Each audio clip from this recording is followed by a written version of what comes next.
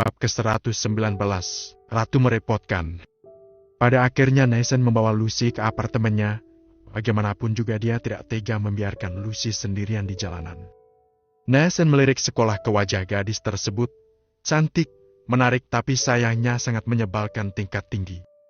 Meskipun begitu, dalam diri Lucy ada aura yang membuat orang lain merasa tidak tega jika melihatnya kesusahan. Arjun sudah buta ya? Bagaimana bisa dia membandingkan Lucy dengan Ayunda? Gumam Nathan tidak terima. Tentu saja, baginya Ayunda adalah sosok gadis tercantik yang sempurna. Bukan hanya cantik luar, tetapi juga hatinya. Berbeda lagi dengan sudut pandang Arjun, yang setiap saat bersama adiknya. Tentu saja Nathan tidak akan tahu sisi lain dari Ayunda yang sama-sama merepotkan seperti Lucy. Setelah sampai di halaman apartemen, kini Nathan bingung bagaimana cara membangunkan Lucy. Karena sudah dipanggil namanya berkali-kali tidak sadar juga. Ya Allah, kenapa engkau pertemukan hamba dengan gadis ini? Apakah ini adalah karma karena dulu sudah melukai hatinya dengan ucapanku? Apakah ini adalah sebuah penebusan dosa? Keluh Nathan. Nathan kemudian meraih ponsel, mencolek-colekkan ke lengan Lucy berharap gadis itu terbangun. Akan tetapi Lucy hanya bergerak sedikit dan tertidur pulas. Sudahlah, sebaiknya aku tinggal di sini saja. Setidaknya lebih aman daripada di jalanan, gumam Nathan. Tetapi setelah Nathan keluar dari mobil, dia kembali lagi merasa kasihan. Kemudian dia memanggil nama Lucy sambil mencolekkan ponselnya, tetap saja belum bangun. Heh, jangan harap aku menggendong kamu seperti di film ya. Cetus Nathan memilih menelpon teman ayahnya. Ada apa, Nathan? Om, anak Om apakah sudah tidur? Anak yang mana? Yuna. Belum, memangnya ada apa? Boleh minta tolong sebentar keluar. Aku membawa teman perempuan yang mabuk di jalanan. Kalau aku yang menggendong, bisa-bisa aku langsung dinikahkan padanya saat orang tuaku tahu. Oke. Om jangan bilang pada ayah. Takut jika nanti ayah salah paham. Dia hanya teman biasa. Iya, tahu. Kamu kan suka pada anaknya Yongki kan? Ih, Om malah menggosip. Ya sudah, Om panggil Yuna dulu. Terima kasih. Sama-sama. Tapi di apartemen Om sudah tidak ada kamar lagi ya? Jadi dibawa ke apartemen kamu saja, kan ada 2 kamar. Iya? Nathan mengembuskan napas lega. Untung saja teman ayahnya itu mau diajak kerja sama. Tidak lama kemudian gadis bernama Yuna itu keluar dengan wajah cemberut. Aku cewek, kenapa tidak kamu angkat saja ke dalam sendiri? Ah, mana boleh. Jawab Nathan. Jangan soalen deh, kalau lelaki lain ada gadis cantik begini malah sudah ditiduri. Sindir Yuna. Astagfirullah, aku bukan lelaki seperti itu. Jawab Nathan. Makanya aku gak dijodohkan sama kamu. Hampa dan gak asyik. Cetus Yuna. Alhamdulillah kalau gitu. Balas Nathan tertawa. Kemudian Yuna membantu Lucy berjalan masuk, sedikit sempoyongan sebab Lucy setengah tidur. Nak, buruan bukain pintunya dong. Aku sudah keberatan ini. Protes Yuna. Iya. Jawab Nathan. Setelah mereka masuk ke ruangan milik Nathan, Yuna langsung mengeluh. Gila, aku jadi lapar nih. Aku juga kelaparan. Setelah ini aku traktir kamu makan. Mau taruh di mana ini? Kamar yang kiri. Yuna dengan sisa tenaganya merebahkan Lucy keranjang. Wah, parah nih cewek. Dalam keadaan tidur dan berantakan saja masih cantik begini. Kulitnya yang putih mulus bikin iri saja. Kau yakin tidak bergairah melihatnya? Ucap Yuna. Dia keturunan China, anak konglomerat yang manja. Jadi perawatannya sudah pasti mahal. Tapi alhamdulillah aku masih kuat iman. Hanya kecantikan saja tidak akan menggoyahkan imanku. Jawab Nathan. Yuk makan, aku tahu ada tempat makanan yang halal dekat sini. Sela Yuna. Iya. Jawab Nathan. Tapi apakah baik-baik saja temanmu itu ditinggal sendiri? Tanya Yuna memastikan. Iya ya. Aku meninggalkan dia juga gak tega. Begini saja deh, dibawa kartuku dan kamu beli makanan sepuas kamu. Jangan lupa aku belikan makanan ya. Untuk Lucy juga, siapa tahu dia tengah malam terbangun. Oke deh, lagian kalau aku keluar sama kamu juga malas. Nanti pasaran aku jadi turun. Jawab Yuna. Sialan kamu. Buruan pergi, aku keburu lapar. Nathan geleng-geleng kepala melihat tingkah Yuna. Dulu mereka teman SMA, tetapi setelah lulus Yuna dan keluarganya pindah ke Korea meneruskan usaha ibunya Yuna yang berada di Korea. Makanya walau Yuna memiliki wajah Korea tetapi logat Indonesia masih ada karena sejak kecil memang tinggal di Indonesia terus. Haus! Haus! Lucy mulai mengigau. Naesan segera mengambilkan air mineral. Bangunlah, mana mungkin kamu minum sambil tidur? Iya, jawab Lucy. Setelah minum, Lucy melihat sekeliling. Ini di mana? Kenapa aku bisa ada di sini? Aduh, kepala aku pusing.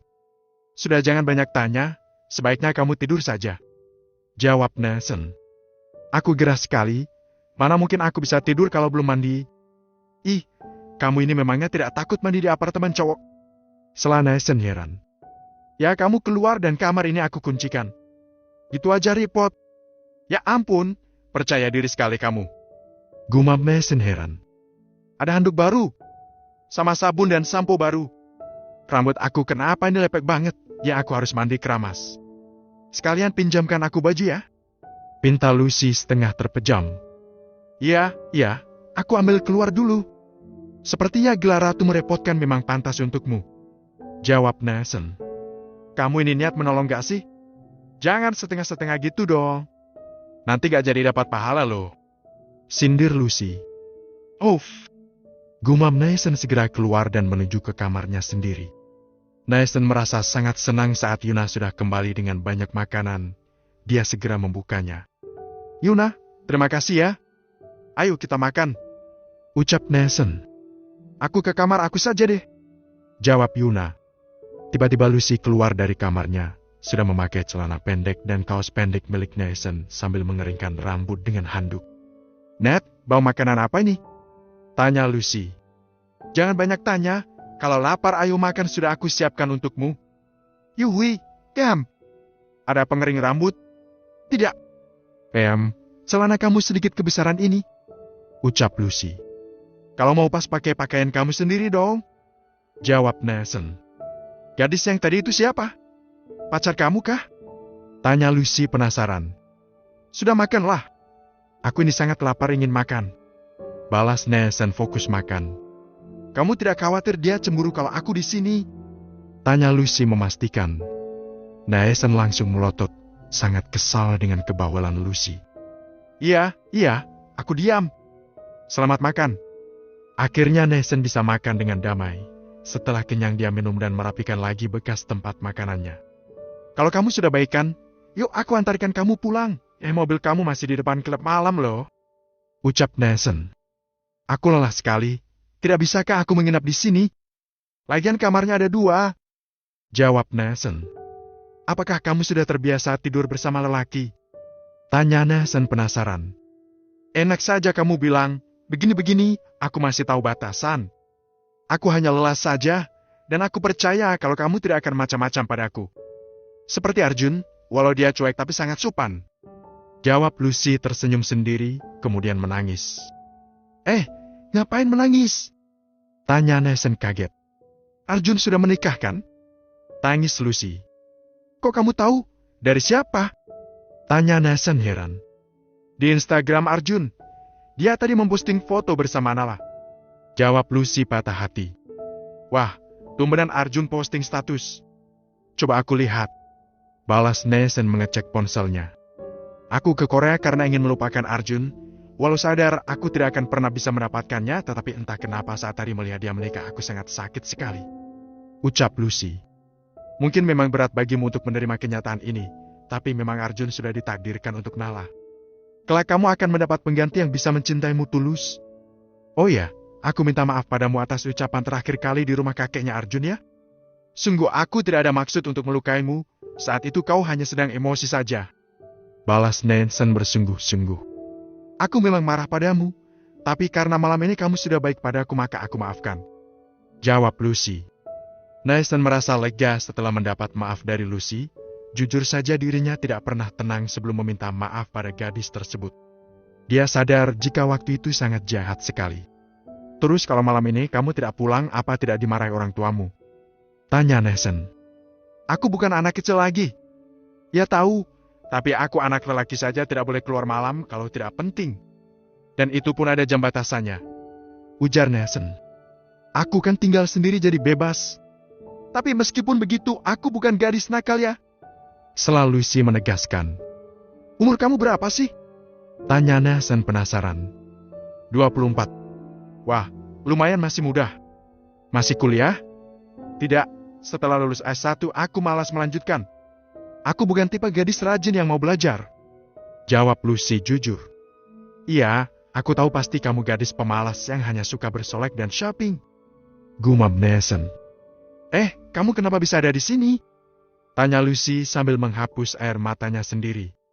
Aku sedang mengurus bisnis baru. Kebetulan ayah bekerja sama dengan ayahnya Yuna tadi itu loh. Jawab Nathan. Kalau gitu bisakah aku melamar kerja jadi sekretaris kamu? Pinta Lucy. Jangan bercanda. Kamu anak orang kayak ngapain kerja? Sergah Nathan. Justru aku harus kerja biar bisa melupakan Arjun. Jawab Lucy. Tidak bisa. Kamu sama sekali tidak masuk kriteriaku. Tolak Nathan mentah-mentah. Kamu pelit. Umpat Lucy. Kenapa tidak kerja di perusahaan orang tuamu? Sindir Nathan. Aku sudah bilang pada mereka aku mau mandiri. Balas Lucy. Aku gak yakin kamu bisa bekerja. Sergah Nathan. Bisa, aku ini gadis tangguh yang pantang menyerah. Bujuk Lucy. Tidak mau, kamu cari kerjaan yang lain saja. Tolak Nathan sudah bisa membayangkan jika kedepannya Lucy akan merepotkan dengan segala tingkahnya.